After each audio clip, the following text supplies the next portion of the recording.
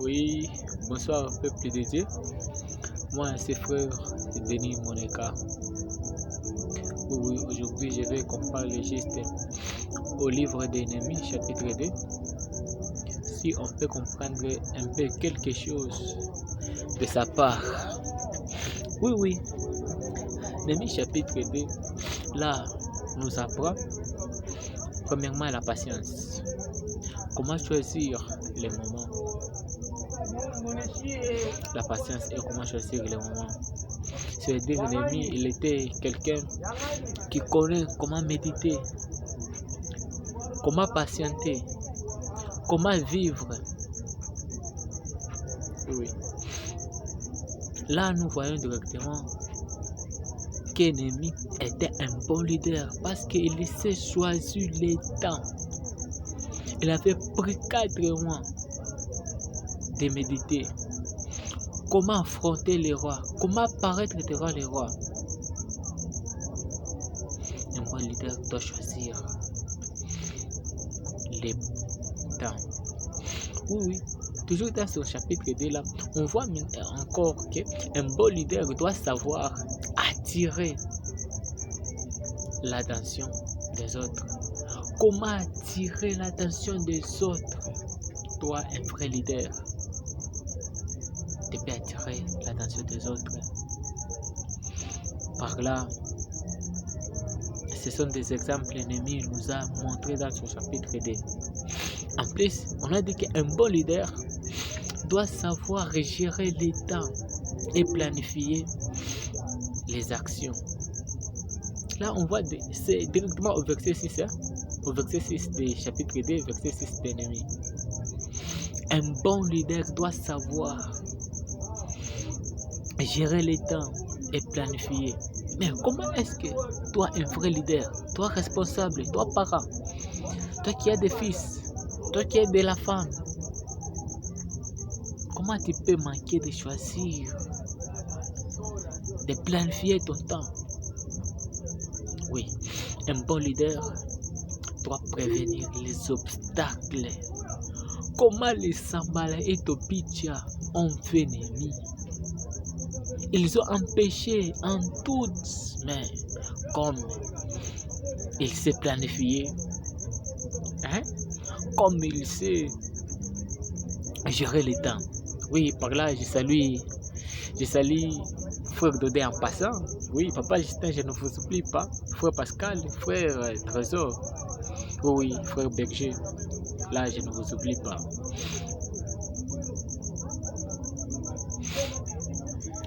Un bon leader doit être disgéré.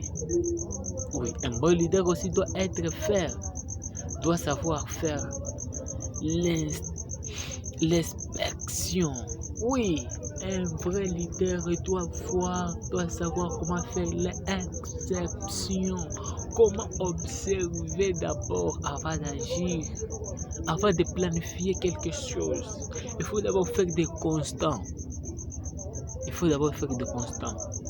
Oui.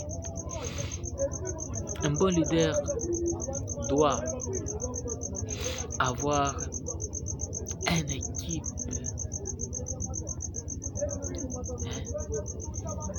Oui, tu peux avoir des richesses, tu peux être roi, mais si tu ne planifies pas ton dauphin, papa, sera nul, tu seras extrêmement, je ne sais pas quoi dire.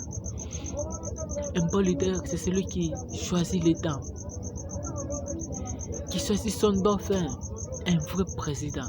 C'est lui qui prépare. Là, on parle de la Bible, on parle de Timothée et Paul. Comment Paul a fait son Timothée, a préparé son Timothée à son absence. Quand même, Timothée a fait de bonnes choses. Il a montré comment est-ce qu'il faut être. Un bon leader doit faire exciter les autres.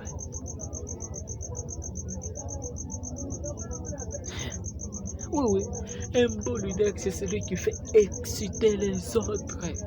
Prenons le cas au cas du travail. Comme l'ennemi construisait les murailles, oui, Il s'est excité, il a encouragé. Il a encouragé les autres. Oui, frère, papa, maman, il faut savoir, même si ta fille ne s'est pas préparée, il faut la corriger d'une manière là, qui est un peu bien. Ce sont des choses que Néhémie chapitre 2 nous dit. Comment être un vrai leader? La planification. Oui, merci à vous. J'aime, oui. Merci à Papa Dodé, à Frère Justin aussi. J'insiste encore. Des salutations à vous. Oui. Par là, j'ai des sentiments de vous parler d'ennemis, de ce chapitre 2. Vraiment, ça me fait du bien quand on m'a fait après ça. Quand je l'avais lisé, ça m'a fait du bien. Ça m'a fortifié aussi, de même que toi. Un bon leader s'est préparé son Timothée. Un vrai papa, tel père, tel fils. Mais aujourd'hui, ce n'est pas le cas. Papa, chez lui, son enfant, il fait n'importe quoi. Mais, aie pitié de la génération. Aie pitié de la génération. Aie pitié de la génération. C'est un pas à la mort. Mais un pas à la mort, lorsque ton petit il est en 2 pas avec la mort, pourquoi ne pas le privilégier, lui prodiguer des conseils? Vraiment, que ce livre d'ennemis te fait des bruits aussi. Méditez aussi bien Néhémie chapitre 2. On nous a montré comment il gérait les temps, comment il planifiait les choses, comment il est un vrai leader, comment il excitait les hommes à travailler, comment il encourageait, on peut dire. Oui, merci. C'est ça que j'avais à vous préparer. Que le Seigneur et la paix de notre Seigneur Jésus-Christ qui a été crucifié et le 3e jour qui est ressuscité des morts avec une grande victoire soit avec vous tous, par l'amour, partout. Vous êtes en France, au Congo, ou là où vous êtes. Vraiment, je vous aime. Travaillons pour l'œuvre de notre Seigneur Jésus-Christ. Travaillons afin d'être les triomphants, de triompher la victoire.